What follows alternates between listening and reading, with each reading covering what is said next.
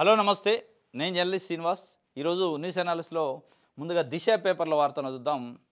రైతుల చుట్టే స్థానిక సమరం, గ్రామాల్లో మెజార్టీ ఓటర్ల అన్నదాతలే. వారి మద్దతుతో సర్పంచ్, ఎంపీటీసీలుగా గెలిచేలా లోకల్ లీడర్ల ప్లాను. లోకల్ పోర్లో గెలిపే లక్ష్యంగా ముందస్తు చర్యలు. రైతులను మచ్చిక చేసుకునే పనిలో నిమగ్నమైన పార్టీ నేతలు, వారి పోకళ్లతో ఆశ్చర్యం వ్యక్తం చేస్తున్న రైతు సంఘాలు. ఇప్పటివరకు 8 లక్షల రైతులకు 12,000 కోట్ల రుణాలు మంజూరు. ప్రభుత్వం ఇచ్చిన టార్గెట్ పూర్తి చేసే పనిలో బిజీగా బ్యాంకర్లు. తమకు ఓట్లేస్తే రుణమాఫీ, రైతు రుణాలు ఇప్పిస్తామంటే ప్రచారం. లోన్ల జారీకి ఎలాంటి షరతులు పెట్టొద్దంటే బ్యాంకులకు విజ్ఞప్తి. అవసరమైతే వారికి షూరిటీ తామిస్తామని వేడుకోలు. ఈసారి మా పార్టీ గెలిస్తే రుణమాఫీలు చేస్తామని చెప్పి ఇట్లా రకరకాల పేర్లతో రైతుల చుట్టూ స్థానిక సమరం. స్థానిక సమరం అంటే సర్పంచ్, ఎంపీటీసీ, జడ్పీటీసీ ఎన్నికలు. ఆ సర్పంచ్, జడ్పీటీసీ ఎన్నికలు ఆ గ్రామంలో ఉన్నోళ్ళు ఎవరో ఒకళ్ళు సర్పంచ్గా, ఎంపీటీసీగా కంటెస్ట్ చేస్తూ ఉంటారు. మెజారిటీగా గ్రామాల్లో రైతులే ఉంటారు కాబట్టి రైతులను మచ్చిక చేసుకునే పనిలో అన్ని రాజకీయ పార్టీలకు సంబంధించిన నాయకులు, ఈ కంటెస్టింగ్ యాస్పిరెంట్స్ ఉంటారు కదా, సర్పంచ్, ఎంపీటీసీగా పోటీ చేయాలనుకున్న వాళ్ళు రకరకాల పద్ధతుల్లో రైతుల చుట్టూ తిరుగుతున్నారట. మేము గెలిస్తే నీకు షూరిటీ పెట్టి అప్పిప్పిస్తాం, మేము గెలిస్తే, మా పార్టీ గెలిస్తే మళ్ళీ రైతు రుణమాఫీ చేస్తుంది, మేము గెలిస్తే ఆ లోన్ ఇప్పిస్తాం, ఈ లోన్ ఇప్పిస్తాం, ఇట్లా రకరకాల పద్ధతులు. కానీ రైతులు ఫిక్స్ అయి ఉన్నారు ఏ పార్టీ కోటేయాలి, ఎవరు ఏంటి అనేది వాళ్ళకి ఒక అవగాహన ఉంది. ఇది ఒక ఎత్తు అయితే, ఇంకోటి అసలు స్థానిక ఎన్నికల సమరం మొత్తం 42% రిజర్వేషన్ చుట్టూ తిరుగుతుంది, బీసీల చుట్టూ తిరుగుతుంది రైతుల కంటే. అన్ని రాజకీయ పార్టీలు బీసీలు అంటున్నాయి. బీజేపీ అంటుంది, బీఆర్ఎస్ అంటుంది, కాంగ్రెస్ అంటుంది 42% రిజర్వేషన్ ఇవ్వాల్సిందే అంటుంది. మరి ఎందుకు రావట్లేదు, ఎందుకు ఆగుతుందో తెలవదు. అన్నీ ఇగో ఇక్కడ చూడండి, 3 పార్టీలు. కొండా సురేఖ గారు కాంగ్రెస్ పార్టీ మంత్రి, కిషన్ రెడ్డి గారు బీజేపీ పార్టీ, ఈయన కేంద్ర మంత్రి, ఇక కవిత గారు బీఆర్ఎస్ పార్టీ ఎమ్మెల్సీ. ముగ్గురు స్టేట్మెంట్ చూడండి. బీసీలను మోసగిస్తే ఊరుకోమంటుంది మంత్రి గారు. ఈయన 42% పూర్తిగా బీసీలకే దక్కాలంటుండు. బీసీలు 46%కి ఎలా తగ్గారంటుంది. మొత్తం బీసీలే చెప్పమే, కానీ అది కాదు పని. మరి ఇన్ని పార్టీలు, ఇంతమంది నాయకులు బీసీల కోసం ఇంత తనలాడుతుంటే, ఇంత తపన పడుతుంటే ఎందుకు అది ముందు పట్ల 42% రిజర్వేషన్? బీసీలను మోసం చేస్తే ఊరుకోము అంటుంది కొండా సురేఖ గారు. ఎవరు మోసం చేసేది? మీరేంది ఊరుకునేది? బీసీలను మోసం చేస్తే బీసీలే ఊరుకోరు. ఇప్పుడు ఆ మోసంలో మీరు కూడా ఉంటారు కదా. అన్ని రాజకీయ పార్టీలు మోసం చేసి పబ్బం గడుపుకోవాలని ప్రయత్నం చేస్తున్నాయి తప్ప నిజంగానే పని చేయాలని, వాళ్ళకి న్యాయం చేయాలని చూస్తున్నట్లేదు. ఏనా 42% పూర్తిగా బీసీలకే దక్కాలి. మరి ఎవరు వద్దన్నారు? ఎవరన్నా వద్దన్నారా? మీరేం చేస్తారు దానికోసం? మోడీ దగ్గర పోయి అడుగుతారా? చెప్తారా? 42% పూర్తిగా బీసీలకే దక్కాలి సార్, మీరు మద్దతు ఇస్తే నాకు పేరు వస్తే, మన పార్టీకి పేరు వస్తుంది అని చెప్తారా? చెప్పే దమ్ము, ధైర్యం ఉందా? ఇక కవిత గారు అయితే 46% ఎట్లా తగ్గారు బీసీలు, 46కి 56 ఉండాల్సింది అని. ఉరియం అంతా బీసీల కోసం జపం చేస్తున్నట్టు, బీసీలు అంటే ఇక మునిగిపోయినట్టు వాళ్ళే చెప్తున్నారు. అది పని కాదు. అదే ఈడబ్ల్యూసీ ఇష్యూ అనుకో, ఎవరు అడగరు, ఎవరు ధర్నా చేయరు, ఎవరు కోర్టుకు పోరు. మాకు ఈడబ్ల్యూఎస్కి మాకు 10% రిజర్వేషన్ కావాలని ఎక్కడ ధర్నాలు జరగవు, నిరసనలు జరగవు, పొలిటికల్ పార్టీలు ఇన్వాల్వ్ కావు, మేనిఫెస్టోలో బెటరు, అయినా కానీ వస్తాయి ఓవర్ నైట్లో. దానికి మళ్ళీ కోర్టులు అడ్డం చెప్పు, ఎవరు కోర్టుకు పోరు.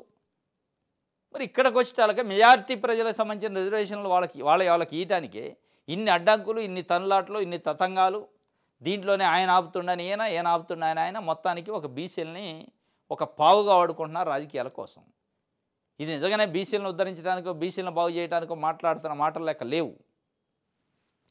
ఇది రైతుల చుట్టూ, బీసీల చుట్టే మొత్తం స్థానిక సమరం తిరుగుతుందట.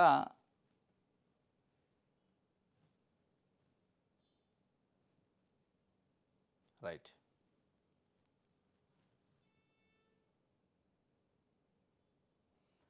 అమ్మా నీకు సెల్యూటు. డ్రగ్స్పై పోరాటంలో తల్లుల సహకారం. తమ పిల్లల్ని కాపాడాలంటే ఈగల్కు ఫోన్ కాల్స్.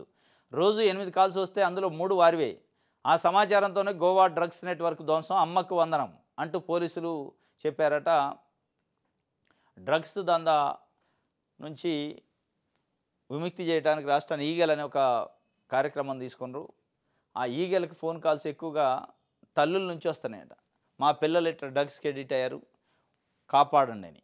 ఆ డ్రగ్స్‌కి ఎడిక్ట్ అయ్యారని పిల్లల కోసం ఫోన్లు చేస్తే, ఆ పిల్లల్ని విచారిస్తే అసలు మొత్తం డ్రగ్స్ నెట్వర్క్ అంతా బయటపడదట. నిజంగానే ఈగలు ఇప్పుడున్న పోలీస్ యంత్రాంగం లెక్క కాకుండా చాలా నిఘాతోని డేగ కన్ను పెడితే డ్రగ్స్ కంట్రోల్ అయితది తప్ప, ఏదో హడావుడి చేసి పెట్టిన కాడ 4 రోజులు స్టార్ట్ చేసినప్పుడు ఆరంభ సూరత్వం చేసి వదిలైతే కాదు. ఇది చాలా డేంజరస్ లెవెల్‌లో ఉంది డ్రగ్స్, గంజాయి రాష్ట్రంలో. ఇదొక జీరో బిజినెస్‌గా చేసి కొంతమంది దొంగలు దొంగ పనులు చేసి దీన్ని ప్రోత్సహిస్తున్నారు.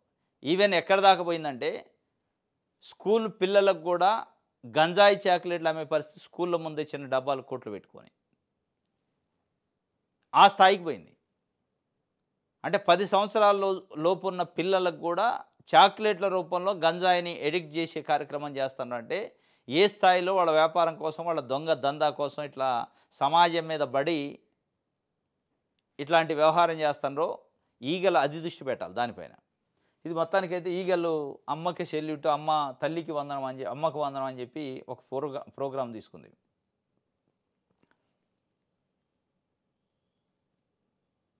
రైట్. ఆంధ్రప్రభ చూద్దాం. తప్పైంది నేను సరిదిద్దుతా, నా తప్పైంది నేను సరిదిద్దుతా అంటాడు రాహుల్ గాంధీ. కులగన్న జాప్యంపై కాంగ్రెస్ అగ్రనేత రాహుల్ గాంధీ కీలక వ్యాఖ్యలు. 2004లోనే కులగన్న జరిపించి ఉండాల్సింది, నా వల్లే తప్పు జరిగింది, ఇందులో పార్టీది ఏమీ లేదు. బీసీలు, దళితులు, ఇతర అణగారిన వర్గాలకు ప్రైవేటు విద్యా సంస్థల రిజర్వేషన్ కల్పించాలి. రాహుల్ గాంధీ గారు నా వల్లనే తప్పైంది, బీసీ కులగన్న చేయకుండా 2004లో అధికారంను 2004 నుంచి 14 వరకు యూపీఏ ప్రభుత్వం అప్పుడు చేయాల్సి ఉండే. అంటే 2011లో జనగణన జరిగింది, వాటితో పాటు చేస్తే పోయేది. ఈరోజు రాహుల్ గాంధీ పదే పదే కులగన్న చేయాలి, భారతదేశంలో ఒక ఎక్స్రే రిపోర్ట్ ఉండాలి, అంటే ఏ కులాలు ఎంతమంది ఉండరు, ఎట్లా మనం పరిపాలన చేయాలనే దానికి ఆ రిపోర్టే బేస్ కావాలి తప్ప, అది లేకుండా లెక్కలు లేకుండా ఎట్లా పరిపాలన చేసేది, పేదరిక నిర్మూలన ఎట్లా చేస్తాం అని చెప్పి ఆయన ఒక ఇష్యూని ఎత్తుకున్నారు. ఆ ఇష్యూ పైన దేశవ్యాప్తంగా ఉన్న ఇంటలెక్చువల్స్, దేశవ్యాప్తంగా ఉన్న మేధావులు, అంటే ఎస్సీ, ఎస్టీ, బీసీ కాన్సెప్ట్ను నమ్మే సిద్ధాంతకర్తలు మొత్తం కూడా రాహుల్ గాంధీని అప్రిషియేట్ చేశారు. ఆ సందర్భంలో భారతీయ జనతా పార్టీ, అదే కాంగ్రెస్ని డిఫర్ అయ్యే పార్టీలు, కాంగ్రెస్ని వ్యతిరేకించే పార్టీలో క్వశ్చన్ వేసినాయి. అసలు ఈ దేశాన్ని 70 సంవత్సరాల పాటు పాలించింది కాంగ్రెస్ పార్టీ కదా. ఈవెన్ 2004 నుంచి రాహుల్ గాంధీ సోనియా గాంధీ కూడా ఉన్నారు కదా, 14 వరకు యూపీఏలో కీలకమైన భూమిక పోషించారు. ఎందుకు మీరు 70 సంవత్సరాల్లో ఈ కులగణని చేయలేకపోయారు? ఎందుకు మీరు లాస్ట్ 10 ఇయర్స్లో కూడా చేయలేని పరిస్థితి? ఈరోజు అధికారం లేదు కాబట్టి అధికారం కోసం కొన్ని వర్గాలను బుట్టలు వేసుకునే కార్యక్రమం కోసం కులగన్న అని చెప్తున్నారు. ఈ ఎక్స్రేనో ఈ రిపోర్టు అప్పుడెందుకు అవసరం కాలేదు 70 ఏళ్ళు పరిపాలించినప్పుడు అని ఒక క్వశ్చన్ వేశారు. వాస్తవంగా ఆ క్వశ్చన్కి కాంగ్రెస్ పార్టీ దగ్గర సమాధానం లేదు, వాస్తవం కూడా. సరే, ఆ రోజున్న పరిస్థితుల్లో వాళ్ళకి ఆలోచన రాలేదా? ఆ రోజున్న పరిస్థితుల్లో అప్పుడప్పుడే స్వాతంత్రం వచ్చింది, అప్పటి నుంచి కాంగ్రెస్ పార్టీ పరిపాలన. ఇప్పుడు మళ్ళీ ఈ కులాలు, మతాలు, గొడవలు, వర్గాలు పెడితే దేశం విచ్ఛిన్నమైంది అనుకున్నా తెలియదు. కానీ నిన్న ఒక మీటింగ్లో మాట్లాడుతూ తప్పైంది నాదే అని చెప్పిండు.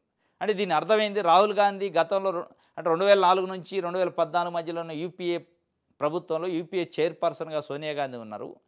మరి వారు ఏమైనా నిర్ణయం తీసుకొని కులగన్న చేద్దామంటే రాహుల్ గాంధీ అడ్డుపడ్డా, వద్దు అనడా, ఎందుకు సారీ చెప్పాల్సి వచ్చింది? పార్టీ పరంగా చెప్తే వేరే విషయం, నేనే తప్పు చేసిన అన్నాడు, నాదే తప్పైంది, ఆ తప్పుని మళ్ళీ నేనే సరిదిద్దా అన్నాడు. అంటే దీన్ని బట్టి 2014 లోపు 2004 నుంచి 2014 మధ్యలో కులగన్న చేయడానికి కాంగ్రెస్ పార్టీ ఒక ప్రయత్నం చేసిందే. ఆ ప్రయత్నాన్ని అడ్డుకున్న దోషి రాహుల్ గాంధీయేనా? ఆ తప్పు నుంచి బయటపడటానికి, ఆ తప్పుని మళ్ళీ మాఫీ చేసుకోవడానికి, ఒక తప్పుని సరిదిద్దుకునే ప్రయత్నం చేస్తాడా అనేది పూర్తిగా వివరణీయలే. నేను అడ్డుకున్నా అని చెప్పట్లేదు, నాదే తప్పు, పార్టీది కాదు అంటున్నాడు. ఇది మొత్తానికి సరే తప్పు. ఈ రోజులలో వాస్తవంగా ఇప్పుడున్న రాజకీయ పరిస్థితుల్లో ఒక పొలిటికల్ పార్టీ నాయకుడు జాతికి సారీ చెప్పడం, నాదే తప్పైందని చెప్పడం కూడా ఒక గ్రేటే. గతంలో ఉండేదట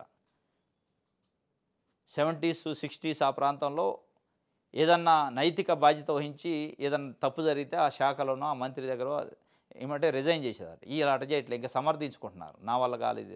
ఈ రోజుల్లో కూడా ఇంత అంటే ముందు చూపుతో ఆలోచించడం, ఇంత విప్లవాత్మకంగా ఆలోచించటం, దాంతోపాటు జాతికి సారీ చెప్పడం, బీసీ వర్గాలకు కులగణన చేయలేదు అంటే నాదే తప్పు అని ఒప్పుకోవడం అనేది చాలా గ్రేట్. దాంట్లో డౌట్ లేదు. ఏ రాజకీయ నాయకుడు ఒప్పుకోవట్లే. తప్పుని తప్పు అని ఒప్పుకోవట్లే.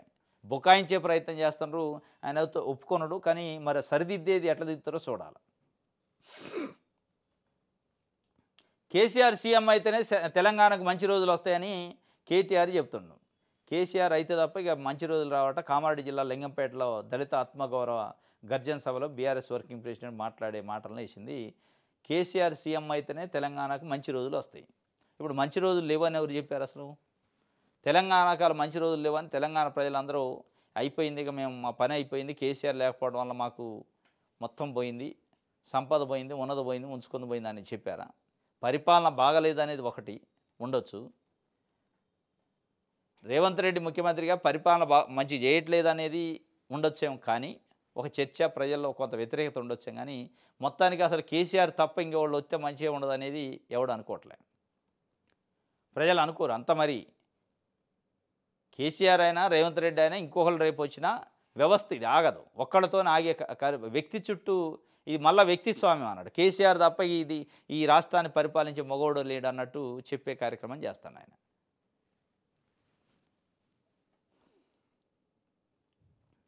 రైట్. బనకచర్ల వద్దు లేదంటే కోర్టుకే. కేంద్ర జలశక్తి శాఖ లేఖలో స్పష్టం చేసిన తెలంగాణ ఇరిగేషన్ శాఖ. ఇదంతా ఒక గేమ్ లెక్క ఉంది. ఇప్పటికే బనకచర్ల పైన కమిటీ వేసింది కేంద్ర ప్రభుత్వం. కమిటీకి ఆంధ్రప్రదేశ్ నుంచి 3 ఆఫీసర్లు కూడా దాంట్లో పంపించింది, జలవనరులలో ఎక్స్పర్ట్స్ని. వాళ్ళు ఒకవైపు కమిటీని ఇనిషియేట్ చేస్తుంటే బనకచర్ల పైన ప్రత్యక్షంగా బనకచర్ల వద్దు, మేము లేదంటే కోర్టుకు పోతాం. వాళ్ళకి రాసేది కోర్టుకు పోయేది ఉంటే నువ్వు పోవాలి, కానీ అంటే ముందే చెప్తాను మేము కోర్టుకు పోతాం అని. మీకు లీగల్గా సపోర్ట్ అన్నప్పుడు కోర్టుకు పోవాలా? బనకచర్ల వద్దు అని కుండబద్దలు ఎందుకు కొట్టి చెప్పలేకపోతున్నారు?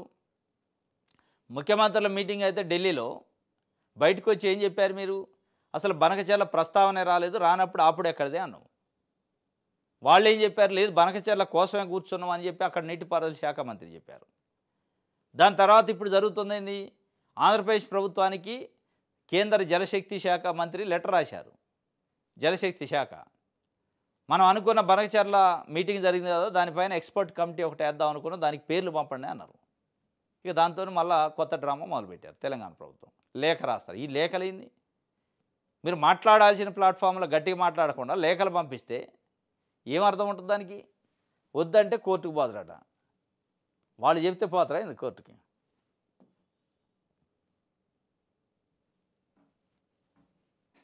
రైట్. నమస్తే తెలంగాణ.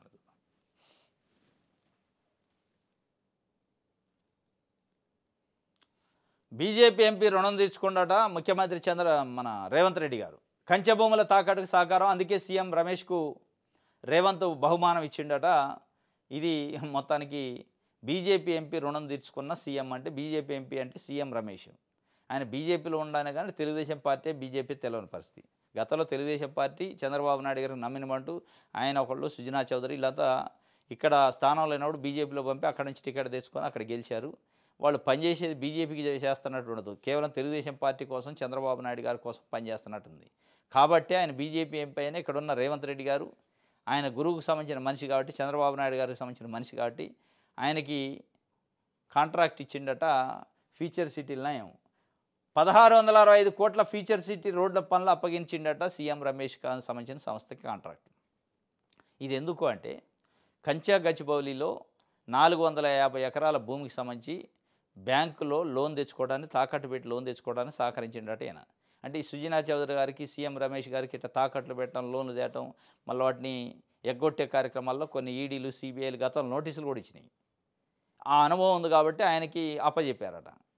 అప్పచెప్పినందుకే ఆయన పని చేస్తా అన్నందుకు 1665 కోట్ల రూపాయలు ఫీచర్ సిటీ రోడ్ల పనులు అప్పచెప్పారట. ఆ ఫీచర్ సిటీ ప్రజలకి ఏం ఫీచర్ ఇద్దో తెలియదు, కానీ నాయకులకి, కాంట్రాక్టులకి అయితే ఫీచర్ ఇస్తుంది. వాళ్ళకి మంచి ఫీచర్ ఇచ్చింది ఆ సిటీ. ఇది రుణం తీర్చుకోండి అని చెప్పి. రైట్. వెలుగు చూద్దాం.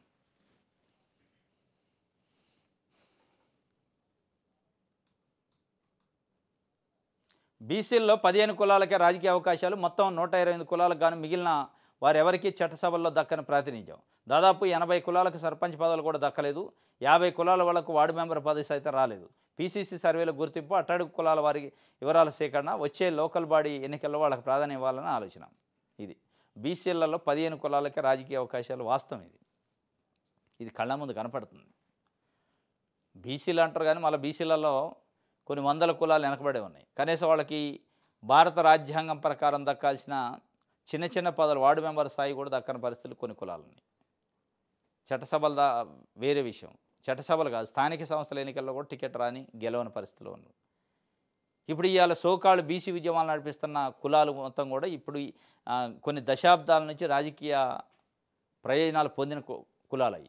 గౌడ్స్ కానీ, యాదవ్స్ కానీ, ముదిరాజులు కానీ, మున్నూరు కాపులు కానీ, వీళ్ళంతా పద్మశాలీలు కానీ, వీళ్ళంతా అడ్వాన్స్ ఉన్నారు మళ్ళీ బీసీలలో. ఒకవేళ రేపు నిజంగానే బీసీలకు రాజ్యాధికారమో, బీసీలు రాజకీయంగా నిలదొక్కున్నట్టునే మళ్ళీ ఈ కులాలే డామినేట్ చేస్తాయి. మళ్ళీ అట్టడుగున వాళ్ళు ఆడనే ఉండే పరిస్థితి. వాళ్ళని లిఫ్టప్ చేసే ప్రయత్నం ఇప్పుడు ఈ బీసీ ఉద్యమాన్ని లీడ్ చేస్తున్న ఆల్రెడీ పొలిటికల్ అవేర్డు, పొలిటికల్ ప్రయోజనం పొందిన కులాలు ఆ కింద ఉన్న కులాలను కూడా పైకి తెచ్చే కార్యక్రమం చేయాలి. మళ్ళీ వాళ్ళు ఏమైనా పోటీకి వస్తారని మనమే ఉందాం అంటే మళ్ళీ అది ఒక అగ్రవర్ణ బీసీ అయింది. ఇక దాంతో పెద్ద ప్రయోజనం ఉండదు. రైట్. తెలంగాణ కులగన్న దేశ రాజకీయాల్లో సునామీ, దేశమంతా కులగన్న కోసం పోరాడతామని రాహుల్ గాంధీ చెప్పిండు. డేటా ఎవరి దగ్గర ఉంటే వాళ్ళదే పవర్. ఆ డేటా తెలంగాణ సొంతం, ప్రైవేట్ రంగంలోనూ రిజర్వేషన్లు తేవాలి. 2004లో కులగన్న ప్రభావాన్ని తెలుసుకోలేకపోయాం. తప్పు నాదే అయినా దాన్ని సరిచేస్తున్నా. ఓబీసీల చరిత్ర బయటకు రాకుండా ఆర్ఎస్ఎస్ కుట్ర. మోదీ ఉత్త షోమ్యాన్, బిల్డప్ ఇస్తుంటారు. భాష, ప్రాంతీయ భాషతో పాటు ఇంగ్లీషు ముఖ్యమే. భాగీదార్ న్యాయ సమ్మేళనంలో వ్యాఖ్యలు. తెలంగాణలో కులగన్న దేశ రాజకీయాల్లో సునామీ లేపిందని రాహుల్ గాంధీ చెప్పిండు. వాస్తవం కొంత కూడా ఉంది అందులో. తెలంగాణలో కులగన్న తర్వాత భారతీయ జనతా పార్టీని టార్గెట్ చేసింది కాంగ్రెస్. దేశవ్యాప్తంగా ఈ కులగన్న చేయాలి, ఈ రిపోర్ట్ తెప్పించుకోవాలని. దానిపైన బీజేపీలో ఉన్న కొంతమంది నాయకులు, ముఖ్యులు కాకపోయినా, పెద్ద స్థాయిలు కాకపోయినా, మధ్యలో ఉన్న ఎంపీలు, అట్లాంటి వాళ్ళు, మంత్రులు మాట్లాడారు. ఈ కులగన్నతోని దేశంలో సిచ్చు పెడతారు, విభజించి పాలించే కార్యక్రమం చేస్తున్నారు, విచ్ఛిన్నం చేస్తారు ఈ రాష్ట్రాన్ని కులాల పేరుతోనే అని చెప్పి అన్నారు. కాంగ్రెస్ పార్టీ చేయాలని ప్రయత్నం చేస్తుందని బీజేపీ విమర్శించింది. ఆ విమర్శించిన బీజేపీ అనివార్యమైన పరిస్థితుల్లో తెలంగాణ కులగన్న తర్వాత మేము కూడా కులగన్న చేస్తాం జనగణనతో పాటు అని అనౌన్స్ చేయాల్సిన పరిస్థితి వచ్చింది. ఇది వాస్తవంగా దేశ రాజకీయాల్లో సునామీ సృష్టించినట్టే. బీసీలు తలుచుకుంటే బీజేపీ పవర్ కట్ అయితే ఇక ఆ పార్టీ మళ్ళీ అధికారంలోకి రాలేదు. ప్రొఫెసర్ కంచాయిలయ్య. రాహుల్ గాంధీ సారథ్యంలో ఓబీసీలకు స్వేచ్ఛ. ఆయన మరో మార్టిన్ లూథర్ కింగ్ అంటూ ప్రశంస. ఢిల్లీలో మాట్లాడి నా ప్రొఫెసర్ కంచాయిలయ్య బీసీలు తలుచుకుంటే బీజేపీ పవర్ కట్టు అని చెప్పి ఆయన ఒక స్టేట్మెంట్ ఇచ్చింది. ఇది బీసీలు తలుచుకుంటే బీజేపీ పవర్ కట్ అవుతుందని, ఇక ఆ పార్టీ మళ్ళీ అధికారంలో కూడా రాలేదని ప్రొఫెసర్ కంచాయిలయ్య అన్నారు. శుక్రవారం ఢిల్లీలో టాల్కాటోరా స్టేడియంలో కాంగ్రెస్ ఆధ్వర్యంలో నిర్వహించిన భాగీదారీ న్యాయ సమ్మేళనంలో ఆయన పాల్గొన్నారు. ఈ సందర్భంగా కంచాయిలయ్య మాట్లాడుతూ మహాత్మా గాంధీ, జవహర్లాల్ నెహ్రూ, అంబేద్కర్, సర్దార్ వల్లభాయ్ పటేల్ లాంటి నేతలు మనకు బ్రిటిషర్ల నుంచి విముక్తి కల్పించారు.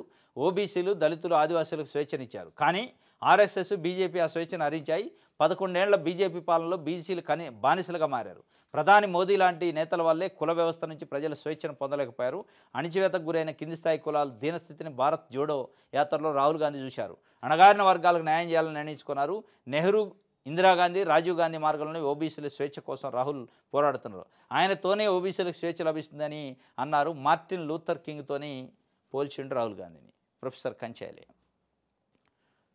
రాహుల్ గాంధీ ఈ కులగన్న కానీ లేకపోతే అనేక సామాజిక అంశాలపైన జోడయాత్ర కానీ ఇట్లాంటివి చేసినప్పుడు దీని వెనక కొంతమంది కంచాయిలయ్య గారు లాంటి వాళ్ళు దేశంలో ఉన్న చాలా ప్రొఫెసర్లు కానీ ఇంటలెక్చువల్స్ చాలామంది ఉండి ఆయన గైడ్ చేసిన పరిస్థితి. ఆయనకి అసలు ఈ దేశం ఏంది, దేశం పరిస్థితి ఏంది, భౌగోళికం ఏంది, జనాభా ఏంది, కులాలేంది, మతాలేంది, సామాజిక సమీకరణలు ఏంది అనే విషయాలపైన ఆయన చాలా విషయాలు వాళ్ళ నుంచి తెలుసుకున్నాడు. దాని తర్వాతనే ఓహో ఎట్టి పరిస్థితుల్లో కులగన్న చేయాల్సిందే అనే ఒక నిర్ణయానికి వచ్చిండు. రాహుల్ గాంధీ మాట్లాడే ప్రతి మాట ఈ దేశాన్ని ఇన్ఫ్లుయెన్స్ చేయగలిగే ఇంటలెక్చువల్స్ నుంచి, మెదడు నుంచి వచ్చిన మాటలు అవి. ఉత్తగా ఏం మాట్లాడలే ఆయన. చాలా మేధోమదనం చేసిన తర్వాతనే మాట్లాడుతాడు. ఈ దేశంలో ఓబీసీలను విముక్తి చేయాలంటే పేదరికం నుంచి వాళ్ళ జీవన స్థితిగతులు మార్చాలంటే రాహుల్ గాంధీతోనే సాధ్యమైందని ప్రొఫెసర్ కంచైలయ్య నిన్న ఢిల్లీలో మాట్లాడుతూ చెప్పిన ఒక వార్త.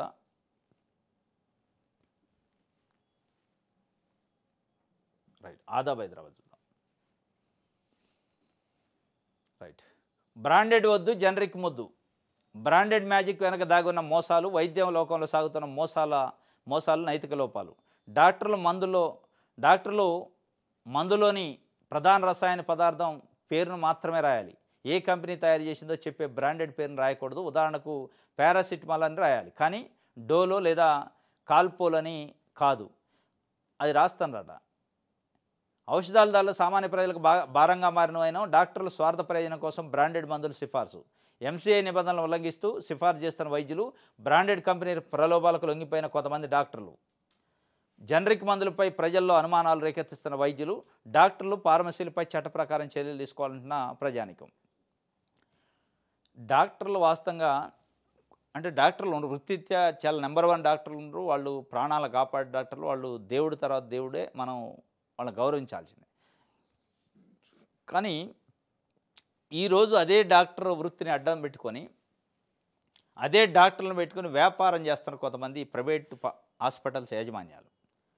వాళ్ళు లిటరల్గా వ్యాపారమే చేసేది. ఈవెన్ ఏ స్థాయిలో ఉందంటే పేషెంట్ల రక్తాన్ని కూడా అమ్ముకునే హాస్పిటల్ ఉన్నాయి. ఈవెన్ ఏ స్థాయిలో ఉందంటే సోకాళ్ళు ఇవాళ కార్పొరేట్ హాస్పిటల్ అని చెప్పుకున్న కొన్ని హాస్పిటళ్ళు పేషెంట్లు అడ్మిట్ చేసుకొని చనిపోయిన పేషెంట్లకు కూడా ట్రీట్మెంట్ చేసే పరిస్థితి. చనిపోయారని తెలియక వాళ్ళు డబ్బులు పెడతా ఉంటారు, డబ్బులు పే చేయించుకుంటారు, తీసుకుంటూ ఉంటారు. చివరికి ఎప్పుడో 2-3 రోజుల తర్వాత చనిపోయిందని డిక్లేర్ చేస్తారు. అప్పటిదాకా డబ్బులు గుంజే పని మీద ఉంటారు. ఇంకొక అడుగు ముందుకేసి ట్రీట్మెంట్ చేస్తున్న పేషెంట్లకి మందులు వేల రూపాయలు రాస్తారు. అవి బ్రాండెడ్ అని చెప్తారు. వాస్తవంగా జనరిక్ కూడా వాడొచ్చని చెప్తున్న పరిస్థితి ఎంసీఐ నిబంధనలు. ఎప్పుడు కూడా జనరిక్ని ఎంకరేజ్ చేయరు. జనరిక్ చాలా తక్కువ కాస్ట్లో పబ్లిక్ అందుతాయి. కానీ జనరిక్ మందులు సరఫరా చేసే కంపెనీలో జనరిక్ మందులు వాడటం వలన, జనరిక్ మందులను వీళ్ళు సిఫార్సు చేయడం వల్ల వాళ్ళకి ₹1 రాదు.